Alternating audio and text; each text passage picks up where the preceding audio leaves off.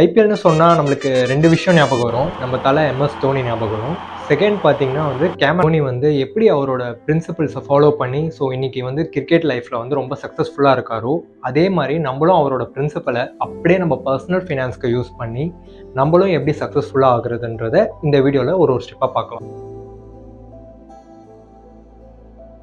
First process என்ன அப்படின்றத பார்க்கலாம். ஃபர்ஸ்ட் பார்த்தீங்கன்னா எம்எஸ் தோனி என்ன சொல்லுவார்னு பார்த்தீங்கன்னா, process is more important then result அப்படின்னு சொல்லுவார். ஸோ ஏன்னா suggestion or advice would be, which I keep saying in all the interviews that I give, process is more important than the result. The result is a byproduct of the process. But in today's world, we are so much focused about the result that we get away from the process. So take care of the process, take care of all the small things, and eventually you'll get the desired result.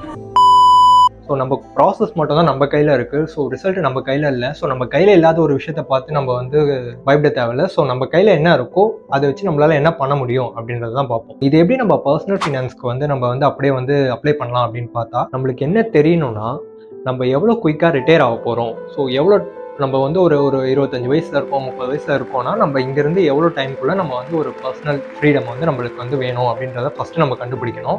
இப்போ நம்ம ஒரு 25 வயசில் இருக்கோம், நம்மளுக்கு ஒரு 40 வயசுலேயே நம்ம retire ஆகணும், இல்லை 55 வயசில் ரிட்டையர் ஆகணும் அப்படின்னு நம்ம ஃபஸ்ட்டு நம்மளுக்கு அது தெரியணும். செகண்ட் பார்த்தீங்கன்னா அதுக்கு நம்ம எவ்வளோ சேர்த்து வைக்கணும். இப்போ நம்ம எவ்வளோ அதுக்கு ஸ்டார்ட் பண்ணால் நம்ம அந்த ஏஜில் இப்போ ஒரு 40ல் நம்ம ரிட்டையர் ஆகணும்னா, இப்போ நான் எவ்வளோ ஸ்டார்ட் பண்ணால் அந்த 40ல் நல்லா ரிட்டையர் ஆக முடியுன்றதை பார்க்கணும். தேர்ட் ஒன் பார்த்தீங்கன்னா எந்த ஒரு பொருள் நீங்கள் இன்றைக்கி வாங்கினாலும் பார்த்தீங்கன்னா எல்லாமே லோனில் தான் நம்ம இன்றைக்கி வாங்கிட்டு இருக்கோம். ஸோ முடிஞ்ச அளவுக்கு அந்த லோனை குறைச்சிட்டு நம்ம சேர்த்து வச்சு வாங்க பார்க்கணும். அதுக்கப்புறம் பார்த்தீங்கன்னா எங்கெல்லாம் நம்மளுக்கு தேவையில்லாத எக்ஸ்பென்ஸ்லாம் ஆகுதோ அதெல்லாம் முடிஞ்ச அளவுக்கு குறைச்சிட்டு எந்த அளவுக்கு நம்மளால சேவ் பண்ண முடியுமோ சேவ் பண்ணோம்னா நம்ம கோலை போய் நம்ம ஈஸியாக ரீச் பண்ணலாம். எம்எஸ் தோனி இப்போ கேமில் ரொம்பவே கான்ஷியஸாகவும் அவேர்னஸாகவும் இருப்பார். செகண்ட் திங் பார்த்தீங்கன்னா அவர் எந்த ஒரு ஸ்ட்ராட்டஜி டிப்ளை பண்ணாலும் அதை சூப்பராகவே எக்ஸிக்யூட் பண்ணுவார். ஸோ எந்த மாதிரி பிளேயருக்கு எந்த மாதிரி பவுலரை சூஸ் பண்ணணும், அதே மாதிரி ஃபீல்ட் செட் எப்படி பண்ணணும், இது எல்லாமே பார்த்தீங்கன்னா அவர் ரொம்பவே பர்ஃபெக்டாக பண்ணுவார். ஸோ இது அப்படியே நம்ம பர்சனல் ஃபினான்ஸை நம்ம அப்ளை பண்ணோம்னா நம்மளுக்கு பார்த்தீங்கன்னா 3 விஷயம் தெரியணும். நம்ம ஃபஸ்ட்டு ரொம்ப ஷார்ட் டைமை தான் நம்ம சூஸ் பண்ணியிருக்கோம்.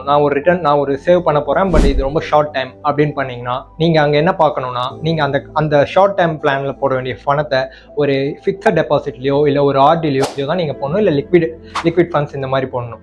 இல்லை உங்களுக்கு ஒரு மீடியம் டேர்ம், நான் ஒரு மீடியம் டேர்மில் தான் எனக்கு ஒரு கொஞ்சம் டைம் இருக்குது, இது இப்போதைக்கு ஒரு 4-5 வருஷத்துக்கு எனக்கு தேவையில்லை, அந்த மாதிரி நீங்கள் சூஸ் பண்ணிங்கன்னா நீங்கள் எதை சூஸ் பண்ணணும்னு பார்த்தீங்கன்னா ஹைப்ரிட் ஃபண்ட் தான் நீங்கள் சூஸ் பண்ணுற மாதிரி இருக்கும். அதில் பார்த்தீங்கன்னா உங்களுக்கு பாண்ட்ஸும் இருக்கும், ஈக்விட்டியும் கொஞ்சம் இருக்கும்.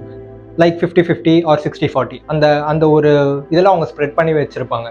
இல்லைப்பா எனக்கு ரொம்பவே டைம் இருக்குது, ரொம்ப டைம் இருக்குது அப்படின்னா நீங்கள் டேரெக்டாக ஈக்விட்டியை சூஸ் பண்ணிக்கலாம், உங்களுக்கு நல்ல ரிட்டர்னும் கிடைக்கும். தேர்ட் திங் பார்த்தீங்கன்னா எம்எஸ் தோனி எப்போவுமே கூல் கம்போஸ்டாகவே இருப்பார். எப்போவுமே எமோஷனல் டீமுக்குள்ளேயோ இல்லை மேட்ச்குள்ளேயோ கொண்டு வர மாட்டாங்க. ஸோ என்ன ப்ராசஸ் அவங்க திங்க் பண்ணுறாங்களோ அது மட்டும் தான் அவங்க எக்ஸிக்யூட் பண்ணுவாங்க. ஸோ அங்கே ஒரு ஹாப்பி இருக்காது, ஒரு சேட் இருக்காது.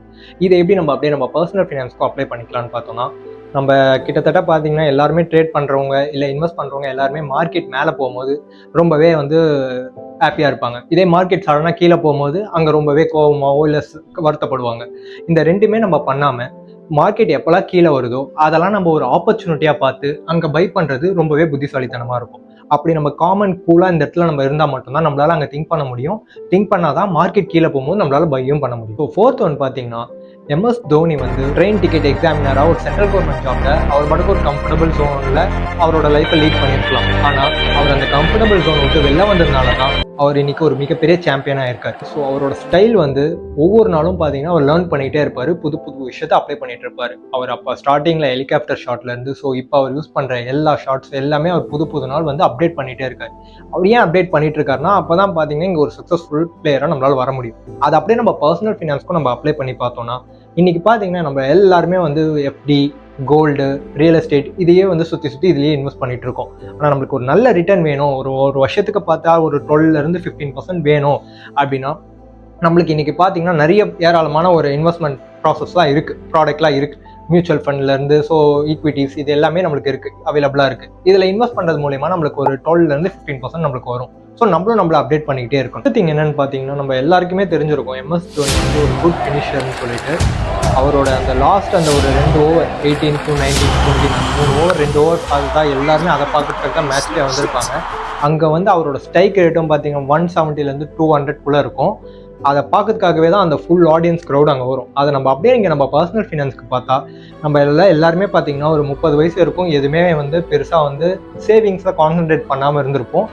இன்க்ளூடிங் வந்து 40 ஏஜ் பீப்புள்ஸ் கூட இன்றைக்கி பார்த்தீங்கன்னா இப்போ தான் ஸ்டார்ட்டே பண்ணுறாங்க. இன்றைக்கி இன்வெஸ்ட் பண்ணணும், இந்த மாதிரி ஒரு இன்வெஸ்ட்மெண்ட் இருக்குது, ஸோ நம்ம மியூச்சுவல் ஃபண்ட்ஸோ இல்லை ஒரு டைரக்ட் ஈக்விட்டியோ வந்து இப்போ தான் இன்வெஸ்ட் பண்ணிட்டு வராங்க. இப்போ 40ல் ஸ்டார்ட் பண்ணால் கூட நம்மளால் வந்து கண்டிப்பாக ஒரு அடுத்த ஒரு 10லேருந்து 15 வருஷத்துக்குள்ளே பார்த்தா நம்மளால் நல்ல ஒரு கார்பஸை பில்ட் பண்ண முடியும். இந்த விஷயத்தையும் நம்ம MS தோனிக்கிட்டேருந்து கற்றுக்கலாம். நம்பர் 6, MS தோனி வந்து ஒரு லீடர்ஷிப்பை வந்து ட்ரான்ஸ்ஃபர் பண்ணுற அந்த ஒரு இதை நம்ம எடுத்துக்கலாம். இப்போ எல்லாருமே IPL பார்த்துட்ருப்பீங்க. இந்த சீசனில் பார்த்தா நம்மளுக்கு ருத்ராஜ் கைக்வாட் வந்து கேப்டன்சி வந்து அவர் வந்து இருக்காரு. ஸோ அவர் இருக்கும் போதே பார்த்தீங்கன்னா ஒரு ஸ்மூத்தாக எஃபெக்டிவாக அந்த ஒரு கேப்டன்ஷிப்பை வந்து அவர் கைக்கு கொடுத்துருக்காரு. ஸோ இதை நம்ம பர்சனல் ஃபினான்ஸ் லைஃப் நம்ம எப்படி எடுத்துக்கணும்னு பார்த்தா, நம்மள எல்லாருமே வந்து சம்பாரிச்ச பணத்தை வந்து சேவ் பண்ணியிருப்போம், அதுலேருந்து ஒரு ரிட்டர்ன் பார்த்துருப்போம். ஆனால் இந்த எல்லாமே நம்மளுக்கு வந்து நம்மளோட பார்ட்னருக்கோ இல்லை நம்மளோட நெக்ஸ்ட் ஜென்ரேஷனுக்கோ நம்ம வந்து சொல்லி கொடுக்காம போயிருப்போம். ஸோ வந்து நம்ம ப்ரெசன்ஸ்லேயே பார்த்தீங்கன்னா அவங்க எல்லாத்துக்குமே நம்ம நம்ம என்னெல்லாம் இங்கே கற்றுக்கிட்டோம், எந்த ப்ராடக்ட்ல இன்வெஸ்ட் பண்ணணும், இந்த மாதிரி தான் இன்வெஸ்ட் பண்ணணும், இது எல்லாமே அவங்களுக்கு கற்றுக் கொடுக்கறது மூலமா அவங்களுக்கும் பார்த்தீங்கன்னா நாளைக்கு ஒரு ஃபினான்ஷியல் லெவலில் அவங்களும் பெரிய லெவலில் வந்து அச்சீவ் பண்ணுறதுக்கான சான்சஸ் அங்கே அதிகம். ஸோ அதையும் நம்ம வந்து MS தோனிக்கிட்டேருந்து நம்ம இங்கே எடுத்துக்கிறோம். கடைசி ஸ்டெப், இந்த ஸ்டெப்பில் MS தோனி வந்து இன்னைக்கு ஒரு மிகப்பெரிய லெஜெண்டரி கிரிக்கெட்டராக இருக்காரு. ஆனால் அவர் இன்னைக்கு கூட ஒரு மெண்டாரியோ ஒரு கோச்சையோ அவர் வந்து வச்சிருக்காங்க. எதுக்காகன்னு பார்த்தீங்கன்னா அப்போ தான் வந்து அவரால் வந்து புது டெக்னிக்ஸ் அவர் என்னென்னலாம் தப்பு பண்ணுறாரு, அவர் எங்கெல்லாம் வந்து சில இடத்துலலாம் அவர் வீக்காக இருக்கலாம், இந்த மாதிரி அதெல்லாம் வந்து ஸ்ட்ராங் பண்ணுறதுக்கு கண்டிப்பாக ஒரு கோச் தேவை. இதை நம்ம அப்படியே நம்ம பர்சனல் ஃபினான்ஸ்க்கு எடுத்துக்கிட்டோம்னா நம்மளுக்கு வந்து ஒரு அட்வைசர், ஒரு ஃபினான்ஷியல் அட்வைசர் இருந்தாங்கன்னா, நம்ம இன்னைக்கு சாதாரணமாக ஒரு ஃபினான்ஷியல் அட்வைசர் இல்லாமல் நம்ம ஏகப்பட்ட விஷயங்கள் நம்ம மண்டையை போட்டு குழப்பிக்கிட்டு எவ்வளோ ரிட்டர்ன் வரும் இல்லை இது நம்ம பண்ணுற அந்த ப்ராசஸை அவங்க ரொம்ப ஈஸியாக நம்மளுக்கு பண்ணி கொடுத்துருவாங்க. ஸோ நம்மளோட டைம் நிறையவே சேவ் ஆகும். இந்த 7 பிரின்சிபலையும் நம்மளும் நம்ம பர்சனல் ஃபினான்ஸில் அப்ளை பண்ணி ஃபாலோ பண்ணோன்னா நம்மளோட ரிசல்ட் பார்த்தீங்கன்னா கன்ஃபார்மாக சக்ஸஸ்ஃபுல்லாக தான் நம்ம போய் முடியும். நம்மளும் ஃபினான்ஷியல் லெவலில் நல்ல ஒரு அச்சீவ்மெண்ட் பண்ணலாம். இவ்வளோ நேரம் நம்ம வீடியோ பார்த்துட்டு இருக்கீங்கன்னா சப்ஸ்கிரைப் பண்ணாதவங்க மறக்காமல் சப்ஸ்கிரைப் பண்ணிக்கோங்க, லைக் பட்டனை ப்ரெஸ் பண்ணிக்கோங்க. இந்த வீடியோ இன்னும் நிறைய பேருக்கு போய் சேரும்.